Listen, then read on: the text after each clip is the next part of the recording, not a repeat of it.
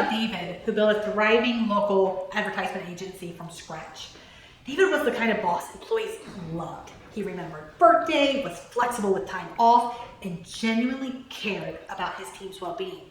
His company culture was built on trust and mutual respect. Then came the day David received legal papers naming him as a defendant in an employment lawsuit. He was genuinely shocked. How could this happen to me? My employees love working here. The plaintiff was Jamie, a designer that David himself had personally mentored. When Jamie's performance started slipping, David had several casual conversations about it. When things didn't improve, David had to make a tough decision, and he let Jamie go. No documentation, no progressive discipline process, no final written warning, just a conversation that ended with, "I think it's best if we part ways." What David didn't know was that Jamie had been dealing with an anxiety disorder and had informally mentioned to David that some projects were causing increased stress. David had been sympathetic. He was a great guy. He said, "Let me know how I can help," but never documented the conversation or treated it as a formal accommodation request.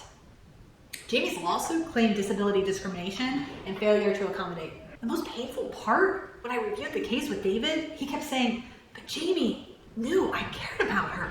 We had a great relationship. I was trying to help her." And that's the heartbreaking reality for small business owners. Your positive intentions and good relationships with employees provide zero legal protection without proper documentation and processes. David eventually settled for $68,000, not because he was a bad boss, but because he was a good boss who thought positive relationships were good enough.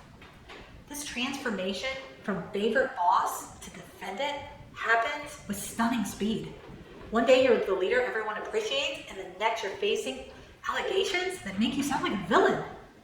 I've seen it happen to business owners who genuinely care about their people and are blindsided when former employees they thought they had good relationships with take legal action. The hardest truth of small business owners to accept is that good intentions and positive relationships, while important, aren't legal defenses.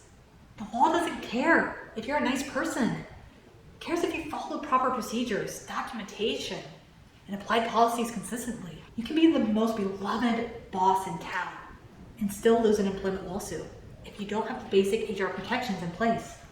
Don't learn this lesson the hard way like David did.